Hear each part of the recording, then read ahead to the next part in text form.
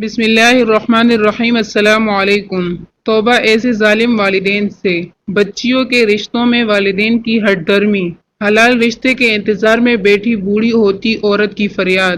میری عمر اس وقت 35 سال ہے، میری ابھی تک شادی نہیں ہوئی، کیونکہ ہمارے خاندان کی رسم ہے کہ خاندان سے باہر رشتہ کرنا نیچ حرکت ہے۔ خاندان کے بڑے بوڑھے جب آپس میں بیٹھتے ہیں تو بڑے فخریہ انداز سے کہتے ہیں کہ 7 پشتوں سے اب تک ہم نے کبھی خاندان سے باہر رشتہ نہیں کیا۔ عمر کے 35ویں سال میں پہنچی ہوں، اب تک میرے لیے خاندان سے کوئی رشتہ نہیں آیا، جبکہ غیر خاندانوں سے کئی ایک رشتے آئے، لیکن مجال ہے کہ میرے والدین یا بھائیوں نے کسی سے ہاں بھی کیا ہو۔ میرے دلی جذبات کبھی اس حد تک چلے جاتے ہیں کہ میں راتوں میں چیخ چیخ کر آسمانے سر پر اٹھاؤں اور دھاڑی مار مار کر والدین سے کہوں کہ میرا گزارا نہیں ہو رہا، خدارا میری شادی کرا دے، اگرچہ کسی کالے کلوٹے چور سے ہی صحیح، لیکن حیا اور شرم کی وجہ چپ ہو جاتی ہوں۔ میں اندر سے گھٹ گھٹ کر زندہ نعش لاش بن گئی ہوں۔ شادی بیاہ و تقریبات میں جب اپنی ہمچولیوں کو ان کے شوہروں کے ساتھ ہنستے مسکراتے دیکھتی ہوں تو دل سے دردوں کی ٹیسیں اٹھتی ہے۔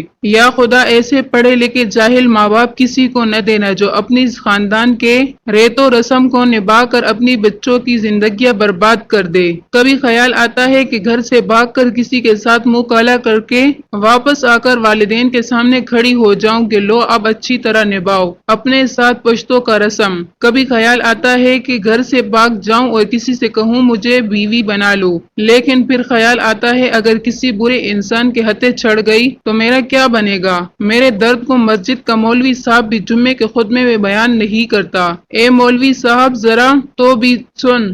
رات کو جب ابا حضور اور اماں ایک کمرے میں سو رہے ہوتے ہیں، بھائی اپنے اپنے کمروں میں بابیوں کے ساتھ آرام کر رہے ہوتے ہیں، تب مجھ پر کیا گزرتی ہے وہ صرف میں اکیلی ہی جانتی ہوں۔ اے حاکم وقت تو بھی سن لے، فاروق اعظم کے زمانے میں رات کے وقت جب ایک عورت نے درد کے ساتھ یہ اشعار پڑھے جن کا مفہوم یہ تھا، اگر خدا کا ڈر اور قیامت میں حساب دینے کا ڈر نہ ہوتا تو آج رات اس چارپائی کے کونوں میں ہلچل ہوتی، مطلب میں کسی کے ساتھ کچھ کر رہی ہوتی۔ فاروق اعظم نے جب اشعار سنے تو تڑپ اٹھے اور ہر شوہر کے نام حکم نامہ جاری کیا کہ کوئی بھی شوہر اپنی بیوی سے 3 مہینے سے زیادہ دور نہ رہے۔ اے حاکم وقت، اے میرے ابا حضور، اے میرے ملک کے مفتی اعظم، اے میرے محلے کے مسجد کے امام صاحب، اے میرے شہر کے پیر صاحب، میں کس کے ہاتھوں اپنا لحاظ تلاش کروں؟ کون میرے درد کو سمجھے گا؟ میری 35 سال کی عمر گزر گئی، لیکن میرے ابا کا اب بھی وہی رٹ ہے کہ میں اپنی بچی کی شادی خاندان سے باہر ہرگز نہیں کروں گا۔ اے خدا تو گواہ رہنا، بے شک تو نے میرے لیے بہت سے اچھے رشتے بھیجے، لیکن میرے گھر والوں نے وہ رشتے خود ہی ٹکرا دیے۔